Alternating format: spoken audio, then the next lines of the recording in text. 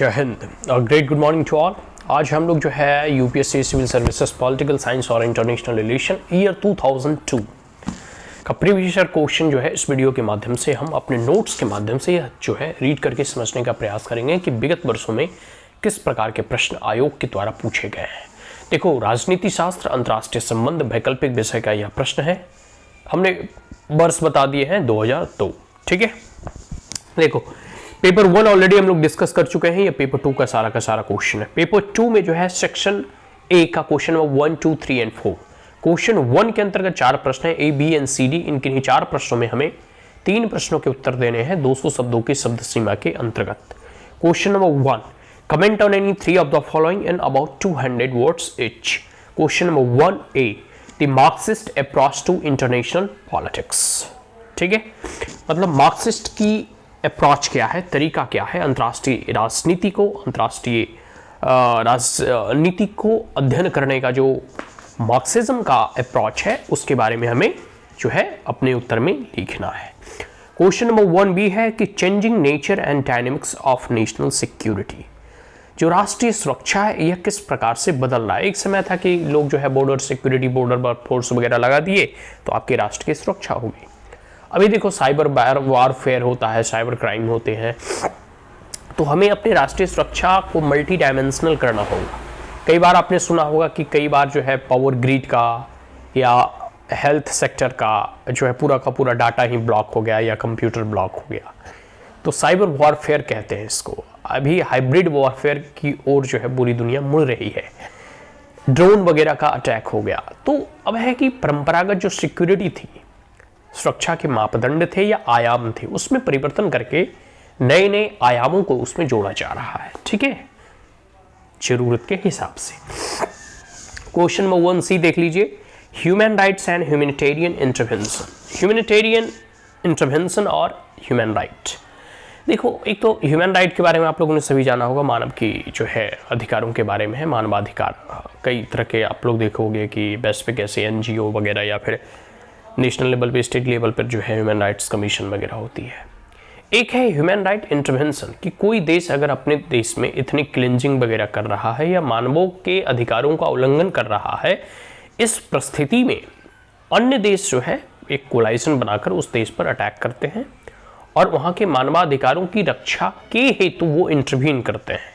कई बार तख्ता पलट वगैरह भी किया जाता है, ये सब आप लोगों ने देखा ही होगा।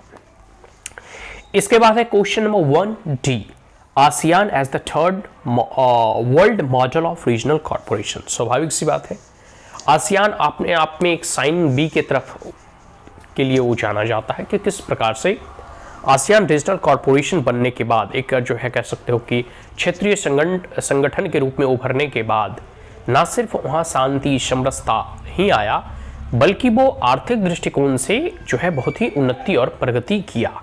ठीक है, तो साइन बी के तौर पे उन्हें देखा जाता है।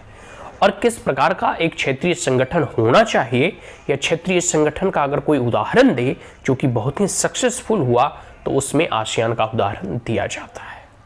ठीक है, तो एक प्रकार से तीसरी दुनिया का एक बहुत ही अच्छा और सफल संगठन के पर्याय के रूप में आसियान जो है कॉर्पोरेशन जाना जाता है।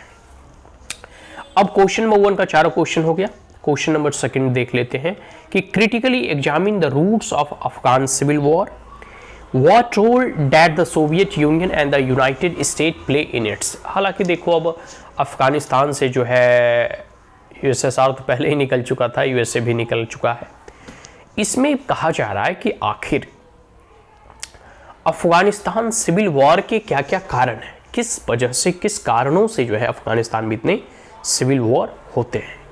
और दूसरा इन्हीं प्रश्न में पूछा जा रहा है कि इसमें यूनाइटेड स्टेट ऑफ अमेरिका और यूएसएसआर और अभी का सोवियत यूनियन का क्या रोल है, क्या योगदान है। ठीक है, तो जो भी रिलीजियस फंडामेंटलिस्ट काउजेज हैं या फिर सोशियो इकोनॉमिक डिस्पैरिटी है, अंडर डेवलपमेंट है, ठीक है, ये बहुत सारी प्रॉब्लम्स हैं उस देश के, उस नेशन के, तो इन सब चीज़ों के बारे में वो कह सकते हो रीजनल उनका पर्सपेक्टिव है। लेकिन कुछ इसमें इंटरनेशनल जो है कह सकते हो कि जियोपॉलिटिक्स भी है, जो कि वहाँ के सिविल वार को या फिर वहाँ की कह सकते हो कि पूरे के पूरे पॉलिटिक्स को डिस्टेबलाइज करती है।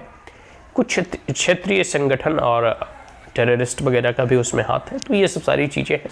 बहुत सारे सिविल वॉर के बहुत सारे फैक्टर्स हो सकते हैं, इतनी कॉन्फ्लिक्ट वगैरह भी है।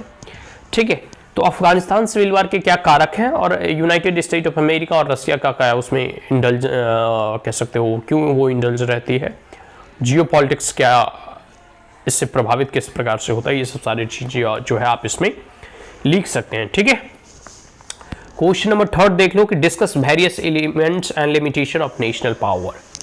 कोई भी एक राष्ट्र जितना शक्तिशाली होगा, ठीक है, वो उतना ही प्रभावशाली होता है। जो भी कोई भी एक छोटा राष्ट्र हो या बड़ा राष्ट्र हो या देश हो, उसकी अपनी एक नेशनल पावर होती है, राष्ट्रीय शक्ति होती है, और उसी के दमखम पर वो पूरी के पूरी जियो पॉलिटिक्स को प्रभावित करता है। यहाँ इस प्रश्न के माध्यम से आपसे पूछा जा रहा है कि राष्ट्रीय पावर का, नेशनल पावर के क्या क्या एलिमेंट्स हैं। पहली चीज तो ये, और दूसरा इसमें लिमिटेशंस पूछे जा रहे हैं कि आखिर राष्ट्रीय पावर की क्या कुछ सीमाएं हैं, क्या कुछ लिमिटेशंस है। देखो आप देखो एक नेशनल पावर है, लेकिन आप जो है उसका एक कुछ ही वर्जन आप जो है दूसरे देशों पर ही उपयोग कर सकते हो। ठीक है, अधिकतर जो है नेशनल पावर का उपयोग जो है नेशन की सिक्योरिटी और पीपल्स वेलफेयर में यूज किया जाता है। कभी कभी जो बड़े बड़े देश होते हैं जैसे United state of America, China, Bharat वगैरह जो है, ये सब जो है जियो पॉलिटिक्स में अगर पार्टिसिपेट करते हैं तो उसमें यूज करते हैं। ठीक है, खैर ये सब सारी चीज़ें हो गया। तो इसमें यही पूछा जा रहा है कि राष्ट्रीय शक्ति का तत्व क्या है, एलिमेंट्स क्या है, और इसमें कुछ जो सीमाएं हैं उसके बारे में आपको व्याख्या करनी है। क्वेश्चन नंबर 4 देख लो कि how far the existing international economic order is unjust and hegemonic towards the developing countries. देखो कई बार आप लोगों ने इस आंदोलन के बारे में सुना होगा, न्यू इंटरनेशनल इकोनॉमिक ऑर्डर, इसके बारे में आप लोगों ने सुना होगा। और खास करके इस आंदोलन की जो प्रमुख जो ध्वजवाहक है वो डेवलपिंग कंट्रीज हैं और थर्ड वर्ल्ड की दुनिया वाले लोग हैं।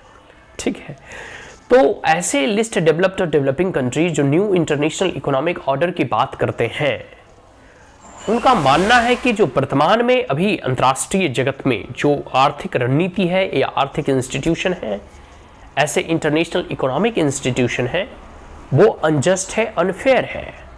वो जितने भी डेवलपिंग नेशन हैं उनके कंसर्न, उनके इश्यूज को नज़रअंदाज करने का प्रयास करते हैं। तो इस प्रश्न के माध्यम से ये पूछा जा रहा है कि तो जो वर्तमान में आर्थिक जो गलियारे हैं, जो वर्तमान में इकोनॉमिक इंस्टीट्यूशंस हैं, ऐसे वर्ल्ड के इंटरनेशनल इंस्टीट्यूशंस हैं जो इंटरनेशनल इकोनॉमिक ऑर्डर को तय करते हैं, ऐसी संस्थानें क्यों अनजस्ट है और क्यों अनफेयर है। स्वाभाविक सी बात है, क्योंकि ये सब सारी संस्थानें डेवलप्ड नेशन के द्वारा बनाई गई है। तो जो भी देश ऐसे संस्थानों का निर्माण करता है उसके अपने हित होते हैं, और वो अपने हितों को साधने के लिए ही ऐसे वर्ल्ड इंस्टीट्यूशन बनाया जाता है, चाहे वर्ल्ड बैंक हो, IMF वगैरह हो, ठीक है, या WTO वगैरह हो। तो जो भी वेस्टर्न नेशन ने इस इंस्टीट्यूशन को फॉर्म किया वो अपने हितों के लिए फॉर्म किया। वो ये नहीं चाहेगा कि जो है जो डेवलपिंग नेशन है या लिस्ट डेवलप या सदर्न जो नेशन है उनका जो है इससे भला हो। वो तभी देखेंगे कि जब उनका भला हो रहा हो, उसी एंगल में आपका वो कुछ भला करेंगे। सिर्फ बात समझ में आ रहा है? कहने का मतलब है जब उनके हित सधते हैं तो आपको भी थोड़ा बहुत वो देने का प्रयास करते हैं, और जब उन्हें लगेगा कि नहीं इसमें मेरा कोई हित नहीं है, इसमें सिर्फ सदर्न नेशन का हित है, तो ऐसे कोई भी योजना, प्रोग्राम, स्कीम, पॉलिसीज को वो सफल होने नहीं देते। एक प्रकार से ये जितने भी इंटरनेशनल इकोनॉमिक इंस्टीट्यूशन हैं, they are the mouthpiece of the western developed nation. ठीक है, तो ये सब सारे के 4 क्वेश्चन हो गया सेक्शन ए का, year 2002 UPSC civil services, political science, international relation. इसके भी सेक्शन बी के 4 क्वेश्चन और बाकी हैं। सो सारे क्वेश्चन हम नेक्स्ट जो है वीडियो में देखने का प्रयास करेंगे। So that's all, thank you, have a great day, जय हिंद।